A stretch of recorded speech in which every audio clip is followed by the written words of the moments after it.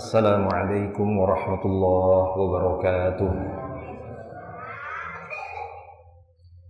Innal hamdalillah nahmaduhu wa nasta'inuhu wa nastaghfiruh wa natubu ilaihi wa na'udzu billahi min syururi anfusina wa sayyiati a'malina. Man yahdihillahu fala mudilla lahu wa man yudlil fala hadiya lahu. Asyhadu an la ilaha illallah wahdahu la syarika lahu wa asyhadu anna Muhammadan abduhu wa rasuluh. Allahumma salli wa sallim ala Rasulillah Muhammadin sallallahu alaihi wasallam wa ala alihi wa ashabihi wa man tabi'ahum bi ihsanin ila yaumiddin, amma ba'du.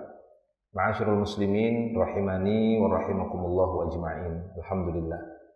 Alhamdulillah, segala puji hanya milik Allah Subhanahu wa taala. Kita bersyukur kepadanya atas semua nikmat. Pada malam hari ini Allah Subhanahu wa taala masih menjaga kita semua, terutama di atas nikmat Islam, nikmatul iman, dan yang terpenting lagi malam hari ini kita masih dijaga oleh Allah taala di atas nikmatus sihhah, yaitu nikmat kesehatan, sehingga kita bisa hadir di masjid ini, di tempat ini untuk menghadiri ataupun mendengarkan kajian. Di mana kajian kita pada malam hari ini insya Allah kita akan memulai sebuah pembahasan, salah satu pembahasan penting di dalam Islam yang berkaitan dengan at-thaharah, merujuk pada sebuah kitab yang sudah diterjemahkan yang berjudul Fiqhut Thaharah, disusun oleh Abdullah Khudair, dan ini merupakan salah satu karya yang dikeluarkan oleh sebuah kantor dakwah Jaliyah di Riyadh, Kerajaan Saudi Arabia, yang sudah diterjemahkan di dalam bahasa Indonesia. Mungkin kalau teman-teman atau bapak-bapak ingin mendownload bukunya dalam bentuk terjemahan, bisa dicari di internet, itu bisa didapatkan dalam bentuk PDF. Ya, ini fikih thaharah yang disusun oleh Abdullah Khudair. Tapi kita langsung saja kita bahas di sini. Di awal pembahasan beliau akan menjelaskan bagaimana definisi thaharah dan kedudukan thaharah itu di dalam Islam. Bahkan banyak kita dapati para jemaah milik Allah Subhanahu wa taala, para ulama kita, para fuqaha menyebutkan bahwa dinul Islam ini adalah dinut thaharah, dinun nazafah. Agama Islam ini adalah agama yang sangat memperhatikan kebersihan, agama yang sangat memperhatikan kesucian, baik itu thaharah yang hissiyah, terlebih lagi thaharah yang batiniyah atau ma'nawiyah.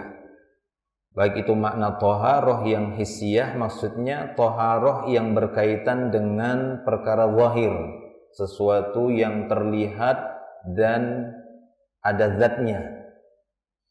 Biasa para ulama menyebutkannya dengan thaharah hissiyah, sesuatu yang bisa disentuh, ya, disingkirkan, dihilangkan, terlihat, bisa dipegang, tercium baunya, terlihat warnanya. Ini biasanya diungkapkan dengan thaharah hissi, thaharah hissiyah. Ada yang dia sifatnya itu thaharah yang batiniyah ataupun ma'nawiyah saja. Secara makna dia menggunakan kata thaharah, menggunakan kata bersuci, akan tetapi abstrak, sesuatu yang tidak bisa terlihat. Namun Allah Subhanahu wa taala melalui Rasulnya mengabarkan bahwasanya hal tersebut harus dihilangkan dengan tata cara bersuci. Biasanya dikenal dengan istilah hadas. Ya, biasanya dikenal dengan istilah apa? Hadas. Hadas itu sesuatu yang abstrak, nggak terlihat dia, tapi ada, dan dia menghalangi ibadah. Nah, thaharah yang sifatnya itu menghilangkan atau mengangkat hadas, biasa mereka ungkapkan dengan thaharah ma'nawi, thaharah ma'nawiyah ataupun thaharah yang batiniyah. Ada, akan tetapi dia ia merupakan sifat. Sifat itu kan kalau bahasa kita abstrak, biasa disebut dengan ma'nawiyah atau batiniyah ya, atau toharoh batiniyah. Itu hadas. Hadas itu nggak bisa dipegang. Ya, tapi dia ada, dia penghalang ibadah. Di antara salah satu contoh nanti yang akan kita bahas berkenaan dengan wudu. Ya, kalau ditanya mana kotorannya? Nah, karena wudu itu bukan bentuk toharoh yang hissiyah. Seperti istinja, itu hissiyah. Ya, seperti istinja. Apa yang dibersihkan itu najas, biasanya disebut dengan najas, bukan hadas. Karena najas itu zat yang dia terlihat, tersentuh, terkadang tercium baunya dan terlihat warnanya. Cara menghilangkannya juga ada benda-benda tertentu atau zat-zat tertentu yang paling umum dengan menggunakan air. Ya, paling umum dengan menggunakan air. Nah itu. Jadi ini perkara yang penting di dalam Islam yang berkaitan dengan toharoh ini, karena memang Islam kita dapati sangat-sangat memperhatikan kesucian, kebersihan. Baik itu tadi ya secara zahir ataupun secara batin, hissiyah ataupun batiniyah tadi. Atau dengan bahasa lain secara zahir atau batin. Secara umum Allah Subhanahu wa taala mencintai orang-orang yang menjaga kesucian dan kebersihan. Apakah itu secara zahir ataukah itu secara batin? Secara zahir tadi, berbagai macam bentuk kotoran-kotoran yang ditentukan oleh Islam, ditentukan oleh Allah dan Rasulnya bahwa itu adalah kotor. Sehingga dia disebut najis. Jadi kotoran yang dimaksud dalam sudut pandang Islam itu bukan diserahkan kepada selera manusia, tapi dikembalikan kepada iradatullah. Dikembalikan kepada kehendak Allah yang dia wahyukan kepada nabinya Nabi Muhammad SAW. Lalu Allah menentukan zat-zat tertentu sebagai sebuah kotoran yang harus dihilangkan, yang disebut dengan najis. Ataupun kotoran-kotoran itu Allah Ta'ala sebut dengan kata dosa, yang itu mengotori batinnya manusia, ya, mengotori ruhaniyahnya manusia, sesuatu yang abstrak tapi dirasakan oleh manusia, kegalauannya, bahkan terkadang menimbulkan musibah akibat kotoran itu, yang sering disebut dengan dosa-dosa. Oleh karena itu Allah Ta'ala di dalam surat Al-Baqarah ayat 222, ketika Allah Subhanahu wa taala berbicara tentang wanita haid, yas'alunaka 'anil mahid qul huwa adza fa'tazilun nisa fil mahid fala taqrabuhunna hatta yatahharna fa idza tatahharna fa'tuhunna min haitsu amarakumullah innallaha yuhibbut tawwabin. Perhatikan, wa yuhibbul mutatahhirin. Setelah Allah Subhanahu wa taala memberikan jawaban, karena waktu itu banyak yang tanya kepada Nabi, gimana ini tentang wanita haid, wanita yang mengeluarkan darah kotor, yang itu ditandai dengan bedanya baunya, warnanya dari darah biasa, dari darah segar manusia. Terlihat zatnya najis. Mereka bertanya kepadamu ya Muhammad, katakan itu kotoran, adza, itu najis. Fa'tazilun nisa, maka menjauhlah dari wanita. Ya, maksudnya menjauh di sini bukan secara fisiknya menjauhi badan wanita, bukan. Akan tetapi yang paling utama menjauhi dalam hal suami istri, yaitu berhubungan intim, dan jauhi zat najisnya itu. Karena hukum asal najis tujuannya adalah untuk disingkirkan dan dijauhkan, bukan untuk dipegang-pegang, kan bukan itu, tapi untuk dijauhkan semampunya. Nah, setelah Allah Subhanahu wa taala mengajari hambanya adab-adab seputar haid, terutama bagi suami, ya itu nanti ada pembahasan sendiri ya. Tapi yang ingin kita lihat di akhir ayat itu, Allah Ta'ala mengatakan innallaha yuhibbut tawwabin. Allah mencintai orang-orang yang banyak taubat. Apa fungsi taubat para jemaah? Mensucikan apa? Dosa. Terlihat dosa itu. Bagaimana bentuk dosa? Gak terlihat. Sesuatu yang abstrak. Ya, bukan sesuatu yang konkret, bukan sesuatu yang zat, tapi dia abstrak. Itulah dosa. Allah Ta'ala mencintai tawab, bukan taib. Beda tawab sama taib. At-taib orang yang bertobat, tawab banyak bertobat. Ya. Kullu bani Adam khata. Rasulullah SAW tidak mengatakan khati, tapi khata dengan sighah mubalaghah, dengan bentuk kalimat yang berlebihan. Setiap anak Adam itu banyak berbuat kesalahan. Maksudnya suka mengulang-ulang.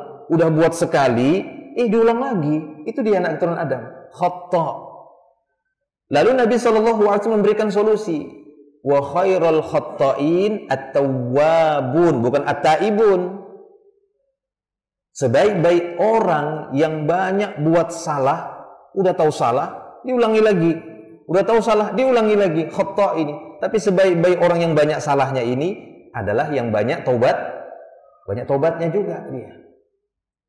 Setiap kali dia berbuat kesalahan, taubat dia sama Allah Subhanahu wa taala. Langsung dia bersihkan dosa-dosanya dengan cara bertobat. Nah, Allah cinta. Artinya Allah menyebutkan dua objek cintanya.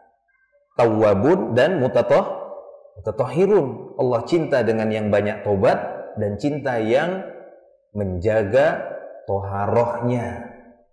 Nah, inilah dia yang mendasari oleh para ulama bahwa toharoh di dalam Islam itu ada dua tadi. Ada toharoh yang sifatnya pada jasmani, ada toharoh yang pada ruhani. Ada yang hissiyah, yang dia bisa ditangkap oleh panca indera, toharoh itu. Ada yang dia ma'nawiyah ataupun batiniyah dia, yang bisa dirasa oleh manusia. Orang beriman akan merasakan dia itu sedang berdosa, kecuali orang-orang beriman yang sudah terkena istidraj, kan itu dia. Ya, apa itu istidraj? Ya, nanti ada bahasan sendiri, tapi intinya istidraj seorang yang merasa benar terus padahal dia sedang berbuat dosa. Dia merasa benar dengan perbuatan dosanya. Nah, ini bahaya, ini berat. Ya, karena aslinya orang beriman dia merasa resah. Ya, kata Nabi SAW, wal ithmu ma haka fi sadrik wa karihta ayyat tali'a alaihin nas. Dosa itu sesuatu yang membuat dadamu gak nyaman. Sadruka, gak nyaman tuh orang beriman kalau udah buat dosa, buat salah, gak nyaman hatinya. Dan kamu merasa benci, gak suka kalau itu terlihat oleh orang lain, diceritakan oleh orang lain, gak suka kamu. Ya, itulah dia ciri-ciri, tanda-tanda seorang itu masih punya keimanan. Ada ketidaksukaannya dia dengan perbuatan dosanya sendiri, sehingga dia bersegera untuk bertobat. Baik ya. Jadi Allah Ta'ala mencintai, sehingga permasalahan bersuci di dalam Islam, menjaga kesucian, baik itu yang secara ruhani ataupun yang jasmani, kedua-duanya mendapatkan mahabbatullah. Allah janji akan memberikan mahabbah, cinta pada jemaah. Semua orang dengan lidahnya bisa nggak mengatakan cinta Allah? Bisa tidak? Bisa. Semua orang bisa mengatakan dengan lidahnya, saya cinta Allah, saya cinta Allah. Ribuan jutaan kali kita bisa mengatakan saya cinta Allah. Tapi bagaimana cara membuat Allah cinta sama kita? Ya. Bagaimana caranya supaya Allah Subhanahu wa taala mencintai kita? Karena setiap orang, jangankan kita, mohon maaf, orang-orang yang di luar Islam sekalipun, bahkan di dalam Al-Quran Allah Ta'ala mengabarkan bagaimana Yahud wan Nasara mengatakan kami ini orang-orang kecintaan Allah, kata mereka. Qalatil Yahud wan Nasara nahnu abna'ullah wa ahibbah. Berkata Yahudi dan Nasrani, kami ini anak-anaknya Allah dan kecintaannya Allah. Jadi mereka juga menyatakan bahwasanya mereka adalah orang-orang yang dicintai oleh Allah Subhanahu wa taala. Maka kita katakan tadi, setiap orang bisa saja mengatakan saya cinta Allah Subhanahu wa taala. Tapi gimana caranya supaya kita lebih bisa memastikan bahwa Allah ini cinta saya? Enggak. Salah satu caranya para jemaah adalah menjaga kesucian batin dan menjaga kebersihan zahir lahiriah kita. Walaupun pembahasan kita di sini fikih toharoh lebih kepada toharoh hissiyah atau toharoh pada jasmani. Taib. Nah, maka pada toharoh yang jasmani kita bagi dua lagi. Toharoh yang tadi sifatnya batiniyah itu mungkin tidak terlalu kita bahas. Karena kita tidak membahas permasalahan perbuatan-perbuatan dosa. Ada satu buku namanya Al-Kabair. Ya, 70 dosa besar. Ya, kalau mau tahu lebih lanjut, lebih mendalam apa saja jenis-jenis dosa besar, silahkan baca buku itu. Ya, saya pernah juga membahas itu sampai selesai. Tapi bukan itu bahasan kita. Kita lebih kepada toharoh yang hissiyah tadi. Toharoh untuk membersihkan ya jasmani. Nah, toharoh yang sifatnya hissiyah ini para jemaah yang Allah Subhanahu wa taala itu juga kita bagi dua nanti. Dan di sini juga ya, tadi sekilas saya baca, beliau juga lebih mengarahkan ada dua nanti. Toharoh pada badan itu ada dua. Itulah yang disebut dengan najas sama hadas. Najas sama hadas. Ya, izalatun najas atau izalatun najasah wa raf'ul hadas. Ya, izalatun najas wa raf'ul hadas. Biasanya para ulama mengungkapkan dengan menghilangkan najis dan mengangkat hadas. Tadi sudah kita singgung sebelumnya bahwa najas itu lebih kepada zat, sesuatu yang bisa dirasa, dilihat, tercium, ya, terlihat, kemudian tersentuh, itulah dia najas. Nah, ada nanti di sini juga akan disebutkan dalam buku ini, ada nanti ketentuan-ketentuan di dalam Islam yang itu sudah digolongkan najas. Sesuatu yang sudah Allah Ta'ala nyatakan, sudah dinyatakan oleh Nabi sebagai najasah, sebagai najis, maka pasti dia adalah kotor. Tapi sesuatu yang kita anggap kotor ataupun jijik, belum tentu Allah menyatakannya itu sebagai najis. Nah, gitu dia.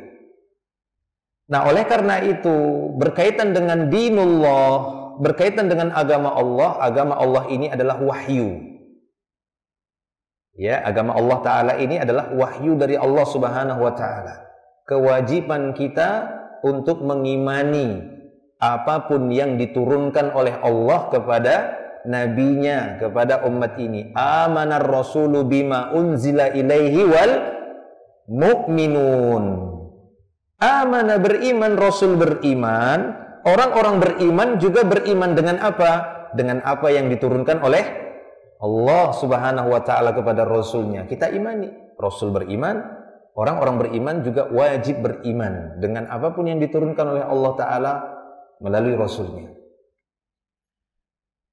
Sehingga di dalam pembahasan toharoh ini itu tidak mendahulukan akal dulu, akan tetapi mendahulukan kaidah orang-orang beriman. Apa itu? As-sam'u wa ta'ah. Makanya lanjutan dari ayat tadi, amanar rasulu bima unzila ilaihi min rabbih wal mu'minun, sampai kepada wa qalu sami'na wa ata'na. Itu kaidah orang-orang beriman. Itu kaidah Rasul dan orang-orang beriman dalam masalah syariat, dalam masalah wahyu yang Allah Ta'ala turunkan. Mereka tidak mendahulukan fikiran duluan, tapi mendahulukan kekuatan iman, yakin dulu. Dengar, kemudian taati. Sami'na wa ata'na. Dan Allah menyebutkan ya, Bani Israel ketika disuruh, diperintah mereka oleh Allah Ta'ala, apa jawaban mereka? Wa qalu sami'na wa asayna. Asaya ini maksiat. Kami dengar, tapi kami durhakai. Ya, orang-orang beriman tidak demikian. Ya, orang-orang beriman tidak demikian. Maka itu para jemaah Allah Subhanahu wa Ta'ala, bahwa tadi sudah kita bagi dua, ada toharoh yang sifatnya itu batiniyah, itu berkaitan dengan dosa-dosa, dan salah satu untuk mencucinya, membersihkannya adalah taubat. Kita lebih kepada pembahasan toharoh yang hissiyah. Ya, toharoh yang dia pada badan, pada jasmani. Dan itu kita bagi dua lagi, ada yang namanya izalatun najasah atau najas, dan raf'ul hadas, menghilangkan najis dan mengangkat hadas. Kalau najis tadi berkaitan dengan zat-zat tertentu. Zat-zat tertentu, tidak setiap yang kita anggap kotor itu kemudian itulah yang dimaksud, tidak. Kita tidak boleh mendahului Allah Ta'ala dan Rasulnya, karena ini berkaitan dengan syariat, berkaitan dengan agama yang itu datang melalui wahyu Allah Subhanahu wa Ta'ala. Walaupun nanti kita akan dapati manfaat-manfaatnya setelah kita kaji, kita teliti, bisa saja kita diberikan atau dibukakan oleh Allah Ta'ala manfaat.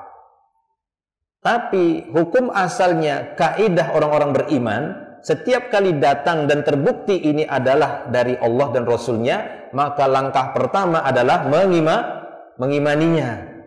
Dengar dan langsung taati, yakini. Berbeda dengan orang-orang di luar Islam. Terkadang mereka atau seringnya mereka menahan dulu, jangan percaya dulu, sampai bisa masuk akal dulu. Sampai bisa difahami baru kami percaya. Kalau tidak, nanti dulu. Karena sesungguhnya akan kita dapati jika umat Islam mau mengkaji apa yang ada dalam Quran, apa yang ada dalam hadis, yang itu awalnya kita hanya mengimani saja tatkala datang kepada kita imani. Sama seperti para sahabat. Mereka nggak tahu apa yang datang kepada mereka dari Nabi berupa wahyu, berupa Al-Quran. Ya udah, mereka imani dulu.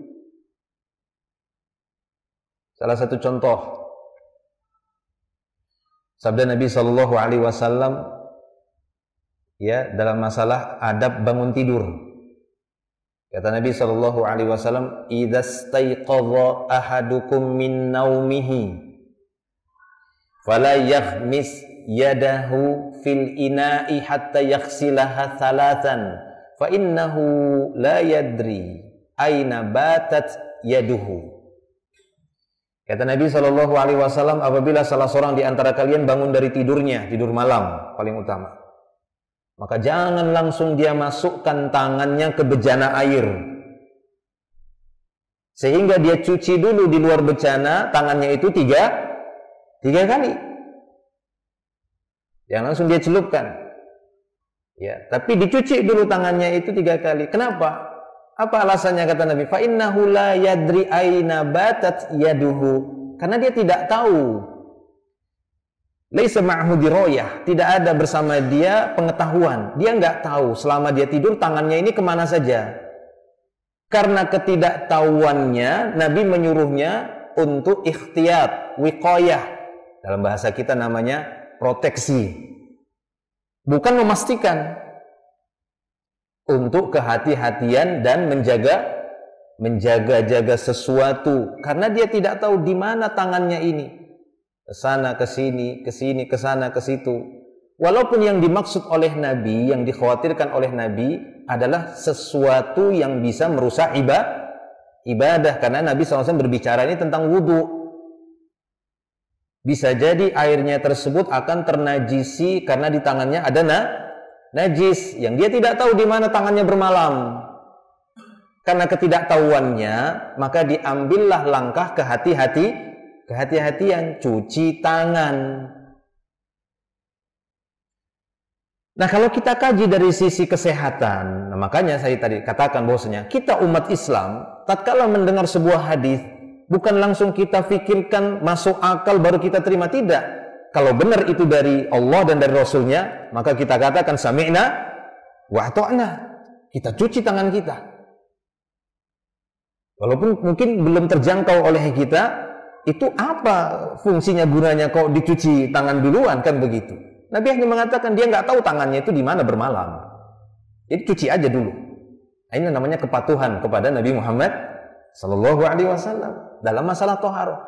Jadi dalam masalah toharoh ada juga kaitannya dengan kesehatan para jemaah. Sehingga hadis tadi itu bisa dibawakan juga kepada anjuran mencuci tangan sebelum memasukkan makanan dengan tangan kita ke mulut, ketika tangan kita nggak tahu tadi megang apa. Tapi kalau tahu tadi tangan kita, udah saya cuci, nah ini udah tahu namanya, berarti ma'ahu dirayah. Karena kata Nabi tadi SAW, fa innahu la yadri. Ad-dirayah maksudnya al-ilm, tidak ada pengetahuan dia. Karena dia dalam kondisi tidur, nggak tahu dia di mana tangannya. Nah, ini toharoh berjemaah. Ya, ini berkaitan dengan toharoh. Salah satu contoh bagaimana menjaga toharoh, menjaga kebersihan di dalam Islam itu akan berkaitan dengan banyak manfaat. Tatkala ini kita aplikasikan dalam kehidupan. Ya. Tapi tadi kita mengawalinya dengan iman dulu. Jika jelas itu dari Al-Quran, jelas itu dari Nabi kita Shallallahu Alaihi Wasallam, maka kaidah kita as-sam'u wa ta'ah, sami'na wa ata'na. Setelah itu kita kaji. Itulah tujuannya kita mengkaji ilmu yang berdasarkan Al-Quran dan hadis-hadis Nabi Shallallahu Alaihi Wasallam dengan bimbingan para ulama. Nah itu ya. Baik. Maka dari itu, di sini kata beliau, kita bacakan sedikit bahwa toharoh, kata beliau, menurut bahasa toharoh artinya bersih dari kotoran baik secara lahir maupun batin. Ya, dalam surah Al-Mudaththir di ayat yang keempat Allah Ta'ala berfirman, wasiyabaka fatahhir, kata Allah. Ya ayyuhal mudaththir qum fa'anzir wa rabbaka fakabbir wa thiyabaka fatahhir, kata Allah Ta'ala. Ini merupakan ayat yang pertama kali turun para jemaah. Bukan Iqra, tapi ya ayyuhal mudaththir. Bukan Iqra bismi rabbikal ladzi khalaq. Bukan itu ayat pertama. Tapi ya ayyuhal mudaththir. Karena Iqra bismi rabbikal ladzi khalaq itu merupakan ayat-ayat pertama turun kepada Nabi, sehingga beliau diangkat menjadi Nabi, bukan diangkat menjadi Rasul. Nah itu ya, paham ya? Karena beda antara Nabi dan Rasul, beda. Ya, seorang yang diangkat menjadi Rasul harus diangkat dulu jadi Nabi. Seorang yang diangkat menjadi Nabi, maka dia mengikuti syariat Nabi-Nabi sebelumnya. Sebelum dia dapat risalah, Rasul adalah membawa risalah sendiri. Ada surat tersendiri dari Allah, ada syariat tersendiri. Beliau diangkat menjadi Rasul, turunnya ayat tadi. Ya ayyuhal mudaththir qum fa'anzir. Hai orang yang berselimut, bangkitlah untuk berdakwah terang-terangan. Jangan sembunyi-sembunyi lagi, kata Allah Ta'ala. Qum fa'anzir wa rabbaka fakabbir. Adapun Rabbmu, agungkan Rabbmu ya Muhammad. Bangkit dan beri peringatan manusia. Adapun Tuhanmu, Rabbmu, agungkan, kabir. Ya, takbir maksudnya besarkan Allah Subhanahu wa taala. Adapun pakaian-pakaianmu, tahhir, kata Allah. Bersihkan. Nah, diperintahkan Nabi SAW di awal-awal diangkat menjadi Rasul, disuruh mencuci pakaian. Makanya Islam itu menjaga kebersihan, tidak hanya pada badan, pakaian juga diperhatikan. Walaupun banyak ulama tafsir mengatakan makna pakaian di situ adalah amal. Yaitu tafsiran namanya. Adapun amal-amalmu sucikan, bersihkan dari kesyirikan. Ada yang menafsirkan seperti itu. Ada juga yang memaknai itu makna asli, betul-betul baju diperintahkan untuk dibersihkan dari kotoran ataupun najis. Nah ini penting pada jemaah Allah Subhanahu wa taala. Ya, ini bukti-bukti betapa permasalahan toharoh di dalam Islam itu ketika dikaji itu akan banyak manfaat-manfaat dan ilmu yang terkandung di dalamnya. Seperti tadi, ternyata dari hadis tadi kita dapati di dalam Islam itu dianjurkan mencuci tangan. Ya, mencuci tangan. Sebagaimana tadi Nabi Shallallahu Alaihi Wasallam, beliau mengatakan jangan langsung dia celupkan. Kenapa? Karena kata para ulama khawatir, karena dia tidak tahu pada tangannya ini tadi megang ini, megang itu, yang dikhawatirkan oleh Nabi adalah najis. Walaupun mungkin saja seseorang ketika tidur dia betul-betul ketat dan kuat mengikat sarungnya, dia bangun, nggak mungkin lah ini celah ini masuk tangan saya ke situ. Akan tetapi as-sam'u wa ta'ah, dengar dan taat kepada Nabi, kehati-hatian, maka cuci tangan. Nah begitu juga, ini bisa kita aplikasikan dalam kehidupan kita sehari-hari. Apabila di sana diprediksi ataupun ya dianalisa memungkinkan nanti bisa mengakibatkan masuknya kotoran ke dalam mulut yang bisa menimbulkan penyakit, maka hendaknya dicuci tangan terlebih dahulu. Ya, walaupun tidak kita dapati ada enggak hadis Nabi memerintahkan cuci tanganlah sebelum makan, enggak ada. Ya, tidak ada dan tidak ditemukan hadis Nabi perintahkan kita cuci tangan sebelum makan, enggak ada. Coba carikan nanti, bawakan ke sini, karena saya belum pernah mendapati dan para ulama belum pernah membahas itu. Ada hadis seperti itu? Tidak ada. Akan tetapi itu bisa didapati dari hadis-hadis yang lainnya. Sehingga itu bentuk proteksi, bentuk pencegahan kehati-hatian. Karena sesungguhnya di antara cara masuknya penyakit ke dalam tubuh itu melalui mulut, kan begitu ya? Melalui mulut. Makanya Nabi SAW juga masalah puasa. Kata Nabi apa? SAW beliau mengatakan, baligh fil istinsyaq illa an takuna sha'iman. Ketika kalian wudu, bersungguh-sungguhlah masukkan air ke dalam hidung. Dihirup itu istinsyaq namanya. Kalau lagi berwudu begitu. Sampai ke khayshum, karena Nabi mengatakan pada khayshum ini syaitan sering bermalam di khayshum ini, pangkal hidung. Bersungguh-sungguhlah masukkan, kecuali kalian sedang puasa, karena ini salah satu jalur masuknya makanan tadi, air tadi, kan begitu. Karena air bagi manusia dihukumi sama seperti makanan, sama para jemaah. Hukum air minum sama makan itu hukumnya sama. Air minum itu juga dikategorikan makanan, sehingga dia tanpa dia sadari masuk dari jalur ya hidung yang bisa ya masuk ke rongganya dan membatalkan puasanya, karena itu dihukumi makanan. Nah begitu juga tadi ya, penyakit-penyakit itu diantara jalur yang bisa masuk, yang paling memungkinkan, yang paling besar ke dalam tubuh apa? Rongga mulut.